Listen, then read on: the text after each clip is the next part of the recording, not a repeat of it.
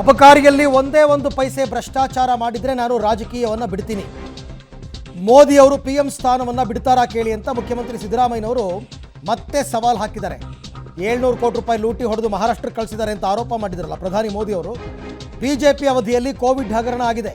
ಇದಕ್ಕೆ ಮೋದಿ ಅವರು ಏನು ಹೇಳ್ತಾರೆ ಅಂದರೆ ಕುನಾ ವರದಿಯಲ್ಲಿ ಹೇಳಿದ್ದಾರೆ ಆ ಥರ. ಮೋದಿಗೆ ಕರ್ನಾಟಕ ಮತ್ತು ಸಿದ್ದರಾಮಯ್ಯ ಇಬ್ಬರೇ ಟಾರ್ಗೆಟ್ ಇರೋದು. ಎಲ್ಲೋದ್ರೂ ನಮ್ಮ ಬಗ್ಗೆನೇ ಮಾತಾಡ್ತಾರೆ. ಭ್ರಷ್ಟಾಚಾರ ನಡೆಯೋದಕ್ಕೆ ನಾನು ಬಿಡಲ್ಲ ಅಂತ CM ಹೇಳ್ತಾರೆ.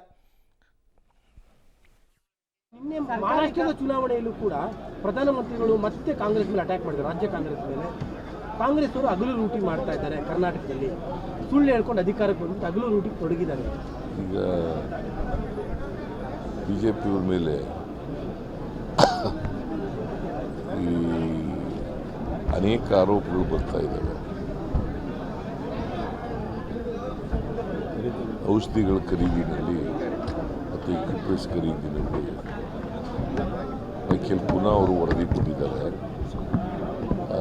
ವರದಿ ಪ್ರಕಾರ ಏನಾಗಿದೆ, PPE ಕಿಟ್ ಎಲ್ಲ ಪರ್ಚೇಸ್ ಮಾಡಿದ್ರು. ಇದಕ್ಕೇನು ಹೇಳ್ತಾರೆ, PPE ಕಿಟ್ ಪರ್ಚೇಸ್ ಮಾಡಿದ್ದಾರೆ.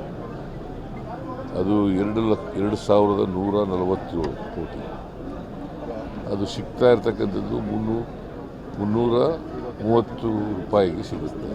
ಅಷ್ಟೊಂದು ಪರ್ಚೇಸ್ ಮಾಡಿದಾರಲ್ಲ, ಅದಕ್ಕೇನು ಹೇಳ್ತಾರೆ ಮಿಸ್ಟರ್ ನರೇಂದ್ರ ಮೋದಿ ಕೇಳಿದ್ರ